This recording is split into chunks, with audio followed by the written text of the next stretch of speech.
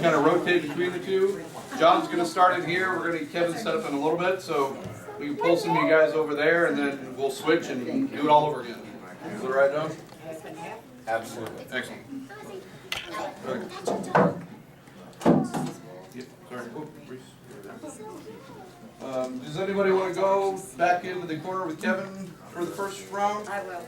Maybe the people are standing by? Okay. Is there a seating back there, I'm told? Thank you for your understanding, guys. Okay, great. Got a couple more seats here, Steve, if you want to sit down.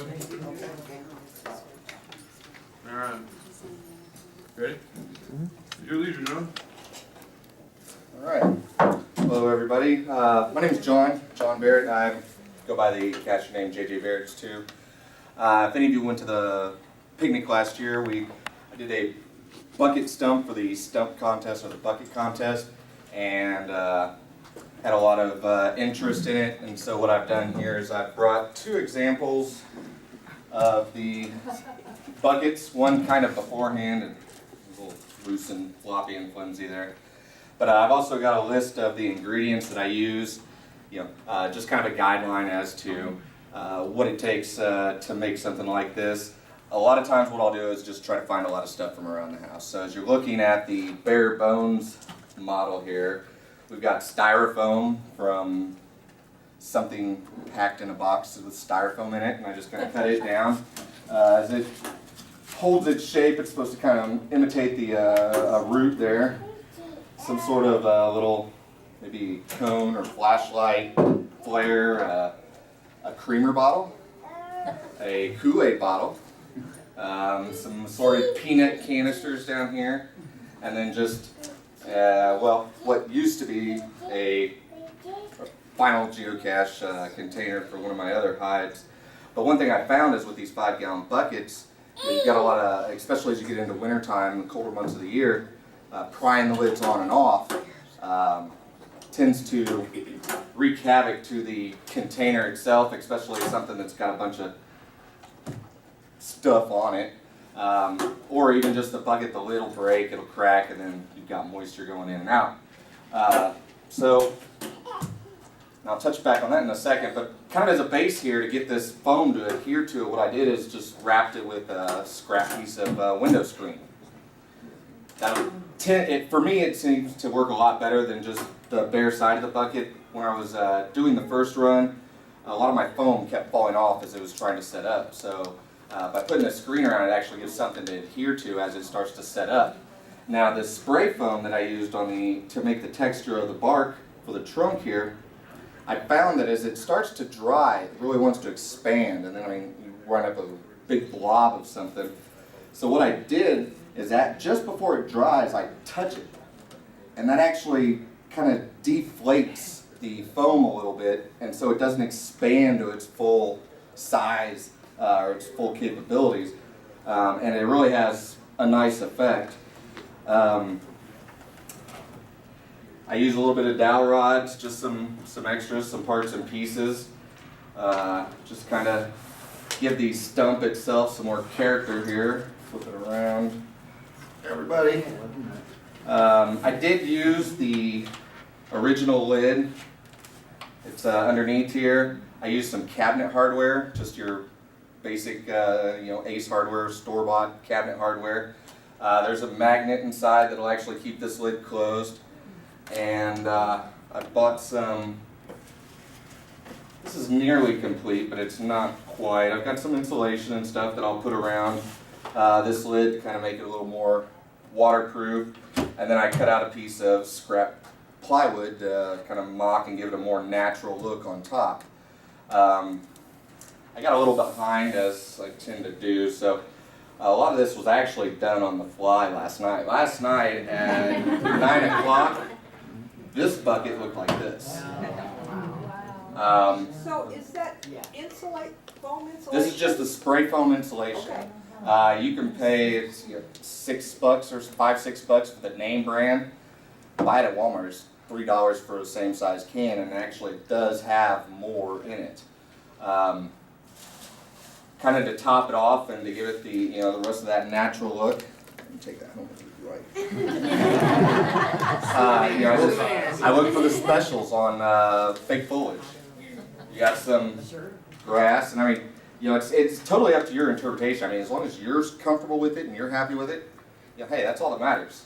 So, jab some greenery in here. I mean, you can staple it to the dowel rods, use some hot glue as backer, kind of keep it in place. Obviously, it is a little bit delicate, and you're going to run the risk of somebody possibly wanting to, I don't know, maybe try to open it from the bottom or remove it from its mount or its perch or wherever you have it. So maybe make it a front yard cache, I don't know.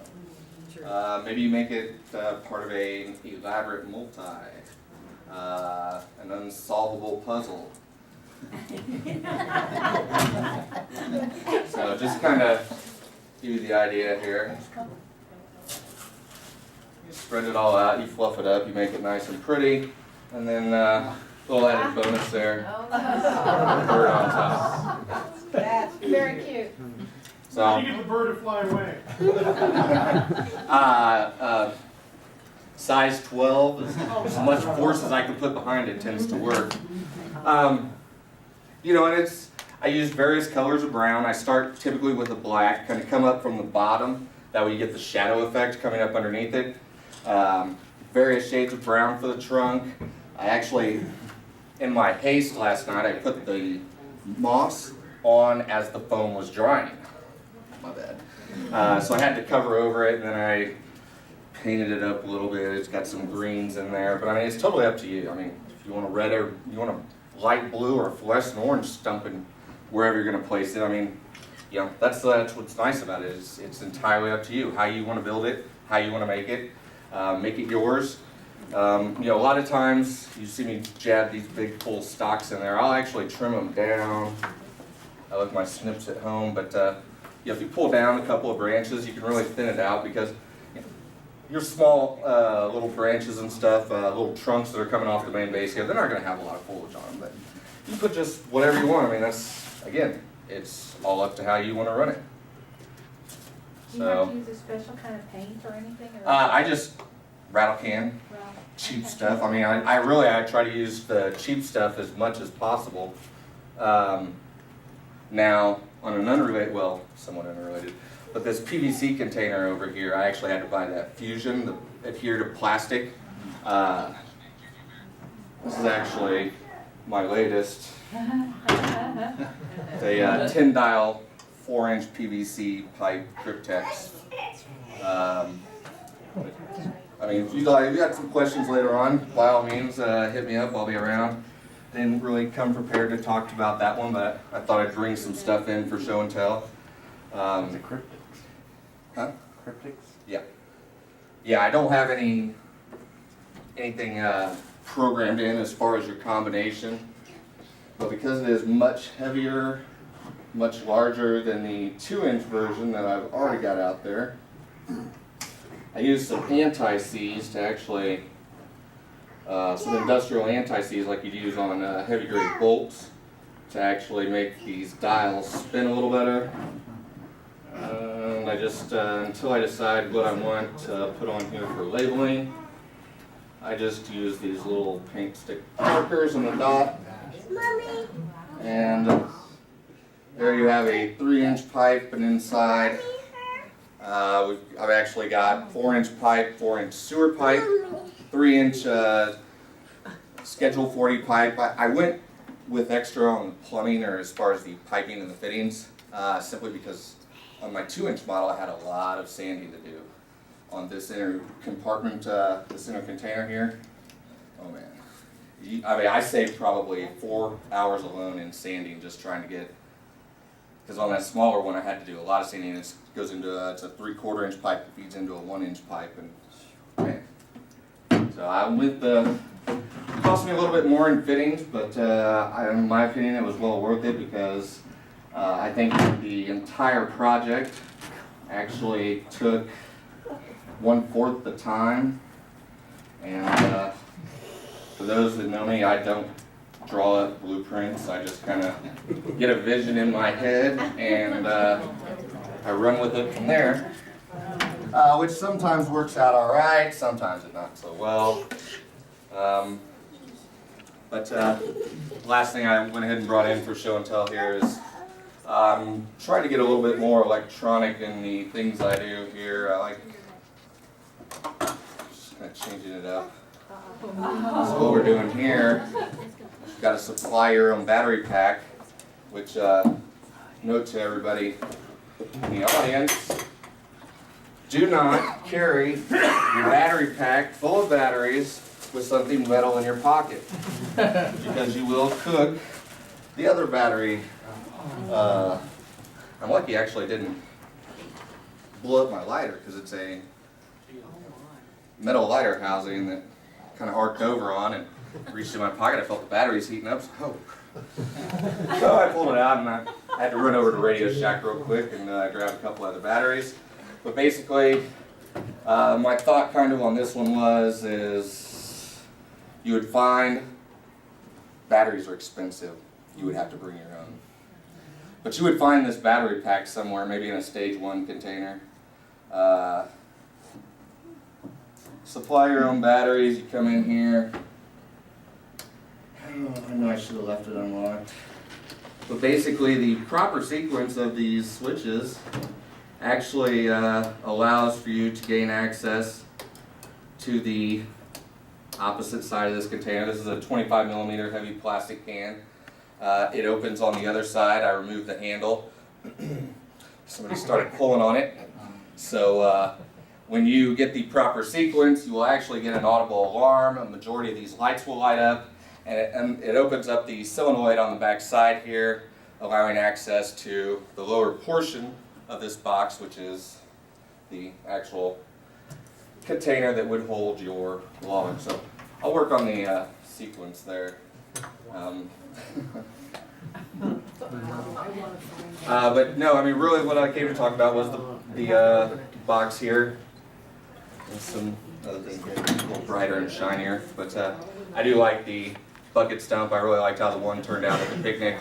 And again, it's just a lot of, I try to utilize what I've got around, so I'm not buying a lot of material. Find the foliage on sale, you know, off season at Walmart, stock up. I think like that, yeah. Dollar General, absolutely. Dollar Tree.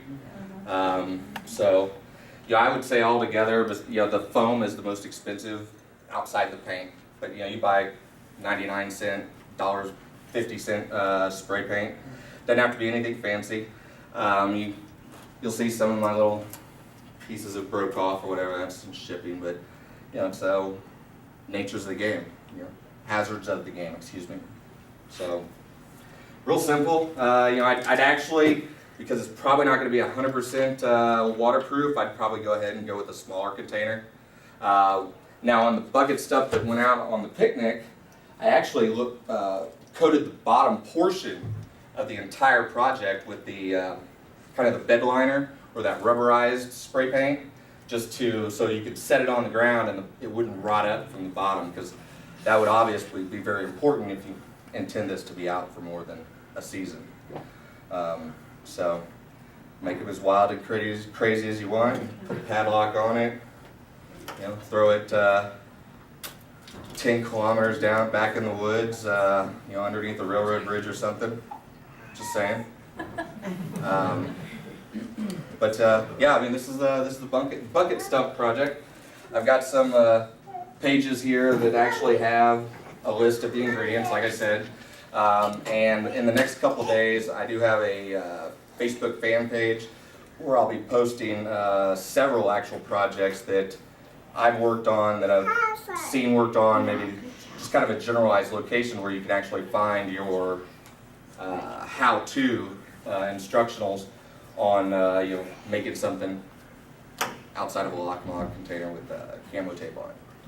So that's kind of what I'm into. Some stuff gets a little more crazy than this, believe it or not. But I mean, any other questions? Anything? I don't want to take away from everybody else. There's several talented individuals here, a lot of stuff going on. So I'd like to open the floor. Any questions? Anything? Otherwise, just give them a basic idea. Where do you got into your stump money-wise? I would say, I don't know, call it $1, $2. This actually took 3 cans of spray foam. So I had about $12 in spray foam by the Walmart brand. You know, just kind of scrap dowel rods. You know, I mean, I guess if you wanted maybe 25, $30, $2 on a Walmart bucket. So yeah, and a lot of this stuff, you know, I mean, I guess if you want to talk about the creamer, this is the chocolate creamer. There's $4 a bottle. Kool-Aid, and I couldn't tell you what was inside the house, you know, the styrofoam protected. I'm sure that was probably $75, $85. But you know, I mean, a lot of this, you know, I would have just thrown away, really. Wind up, you know, with small pieces of dowel from, you know, leftover height, you know, a class project or something for the kids. Doesn't take much to kind of build up, and you just kind of start wide and narrow down as your trunk grows up. Have fun with it. Doesn't matter if anybody else doesn't like it. Are you satisfied with it? Can you explain what you did with the lid again, just to? Okay. Well, the lid is actually, what I had to do for the lid is I used just like a regular cabinet door hinge here on the back side. It's got a little, it's built a little different, so it actually, I didn't get to trim this all down, but you have to watch how you build your foam up on the back side. That will actually, that's what's preventing this from opening a lot more freely. But I just set the bucket lid right on top, drilled my holes for the hinge first, and then I mounted a magnetic cabinet door catch here to this side. Of course, I'm missing the, you know, nut bolt washer or even the little steel plate. But then I just found a piece of scrap plywood, and just a little bit bigger than the bucket.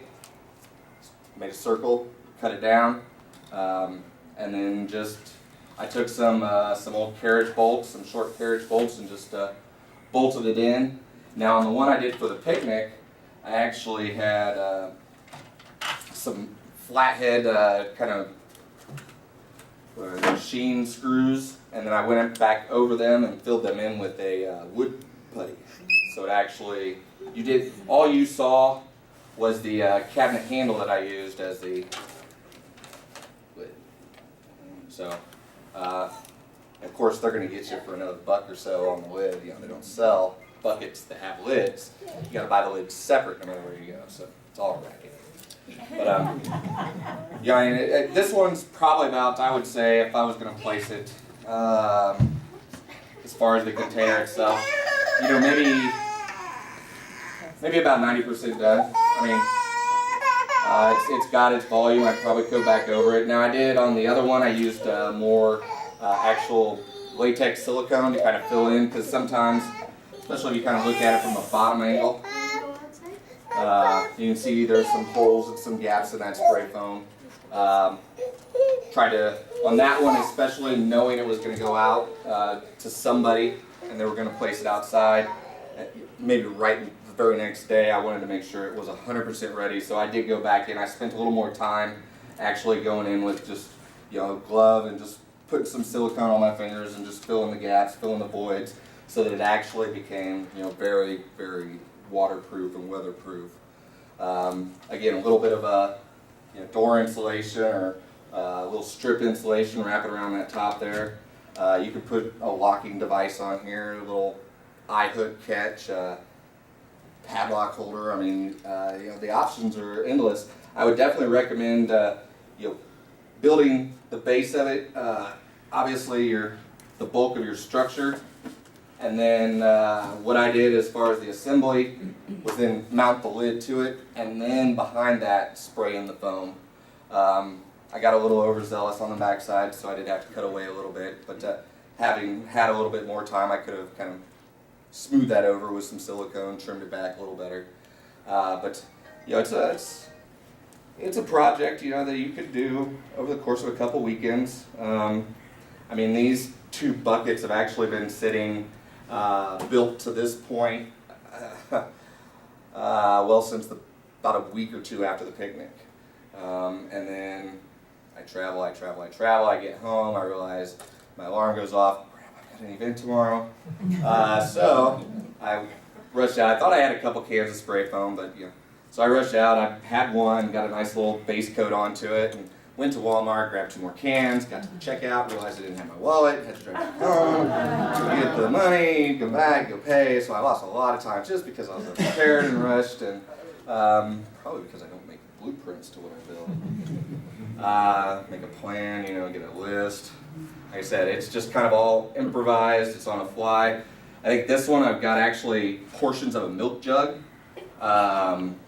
a orange juice can, more dowel rods, another 5 gallon. You can use coffee cans if you want to make something smaller. Really, it's all up to you. It's up to your imagination. So. What was the rubberized stuff you said you put on the bottom? It was just you can buy it at like Home Depot. It's just a rubber spray can. Rubber coating. Yeah, you can use like the bed liner stuff, the truck bed liners. Buy those in the little aerosol cans, spray paint cans. But I actually used a rubberized undercoat. Mark bought it, so I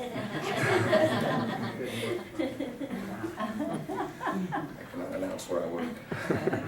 I had a sponsor on that portion of the project. Say that. That's how that. So, but yeah, it's, like I said, it's about all I've got. Use a little bit of duct tape on there too. I think this one actually even has PVC fittings over here on the bottom. So they're just trimmed down. They were already broke and cracked. I get anxious, overzealous. Throw stuff, break stuff.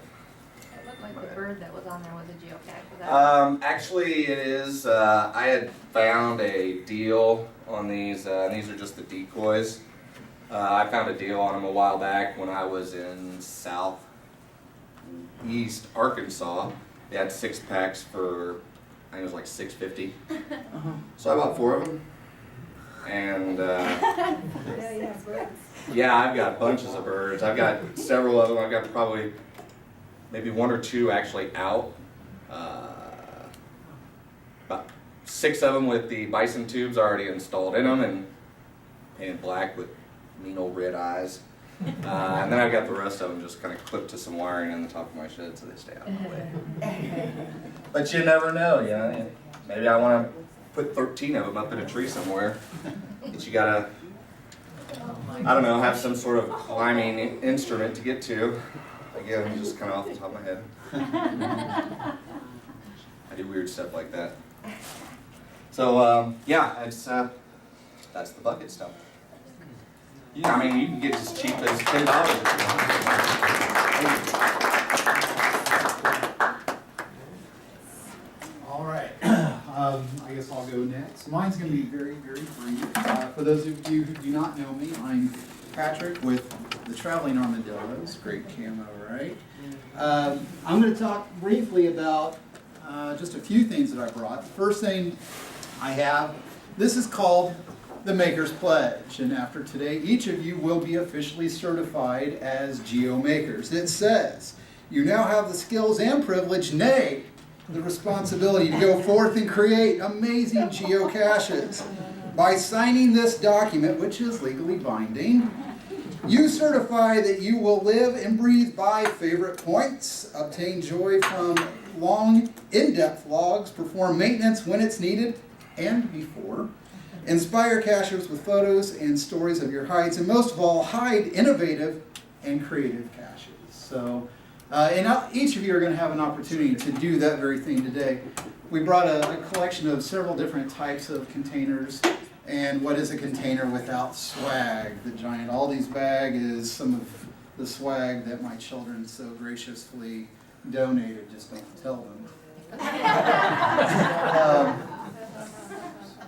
JJ Barrett, you're going to be loving me after this next section. This is something I've recently come across. You're talking about the issue with watertight 5-gallon buckets. Well, that is no longer an issue. This is picked it up at Home Depot. You just simply snap it in place, and I mean, once it's in place, it is not going any place. About $10. but it is rubberized seal, so it is not going anywhere, and simply zip it in, zip it off. Very easy in, very easy out, and watertight. So, like I said, it's a little bit more as far as an investment, but for those of you who like to do the larger hides, just phenomenal. Next part I'm going to talk about is, I call this section think out of the box. Geocaching, when we think of geocaching, typically are containers, typically are very unique hides, but they don't have to be. A lot of what I do, you will actually never see posted. I've held several different geocaching events that have never been posted because I'm a school teacher. Oftentimes what I'll do is I'll take my class on a geocaching adventure and do temporary hides.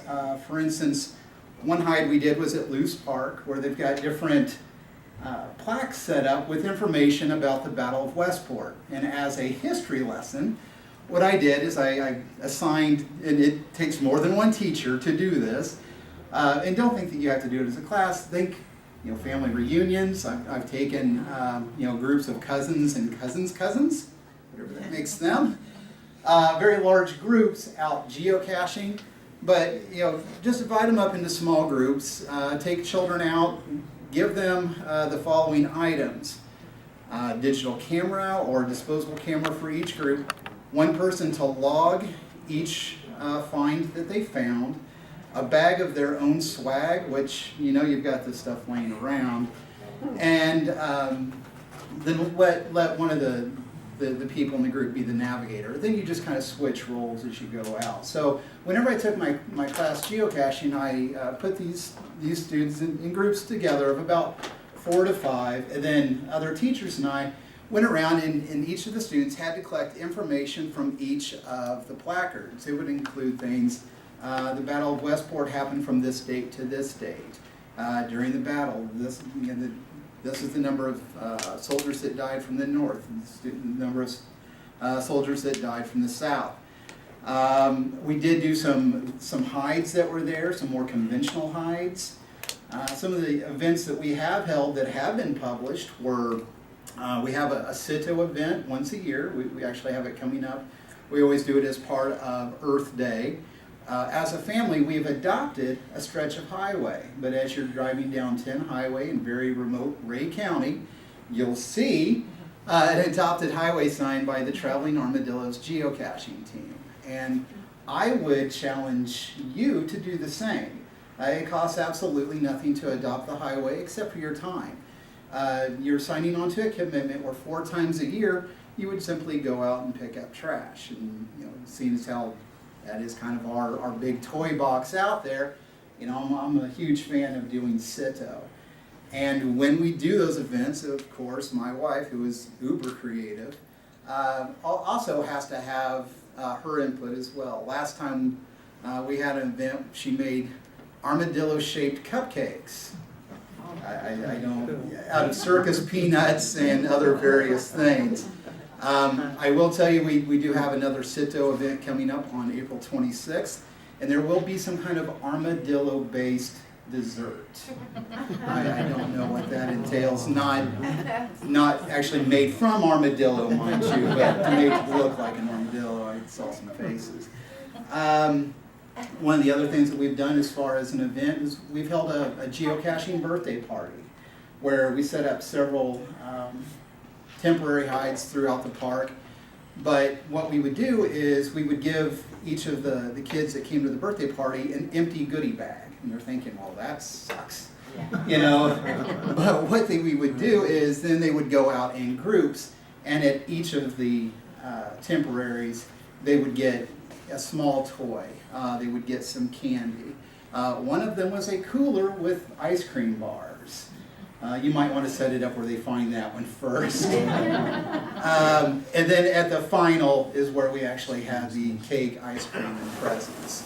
So when you're thinking geocaching, sometimes it's good to think outside the box. Yeah, sometimes the box is really cool. But also think about the events. From that, we've gotten a lot of my kids' friends interested in geocaching, a lot of my students then picked up the interest because, yeah, true, not many people have a handheld GPS, but a lot of people now carry smartphones. A lot of even younger students are carrying smartphones, and so it kind of gives them that opportunity to get out. They say they want kids out and play 60 a day. Well, we do that almost every weekend. So it's kind of a good way of ushering in that next generation of geocachers as my knees are getting a little creaky. So. You ain't seen nothing yet. Those are white. Give it time, yeah. So as far as holding an event, as far as anything I've presented, any kind of questions on that piece? Is there information anywhere on the temporary hides? I mean, how to set those up?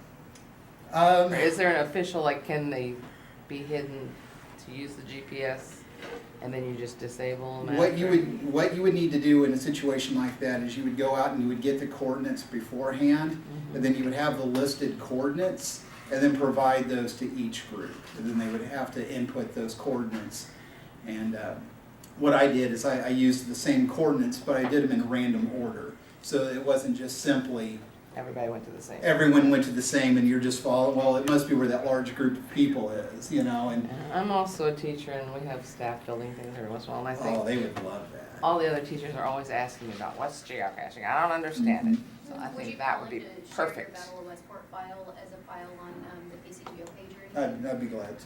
That would be, So it's like I would be able to. Yeah, I just so. wouldn't know where to go about starting it. Right, no, and it was a really easy sell as far as talking to my administration. A lot of times what they'll say is, well, what does this have to do with education? Well, what doesn't Come out and it? try it, yeah. Yeah, so I mean, you've got, we had math component, we had cooperative learning, we had history, we had maps, I mean, you name it. I mean, you can just go on and on and on, and it's across the curriculum, reading. So, yeah, it's a great opportunity to bring in a younger group, but at the same time, very educational as well. So, great questions. Any other questions? All right, I'm going to then hand it. Thank you.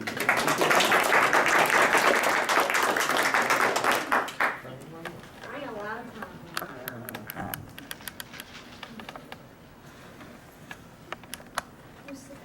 I would tell you who's next, but I have to.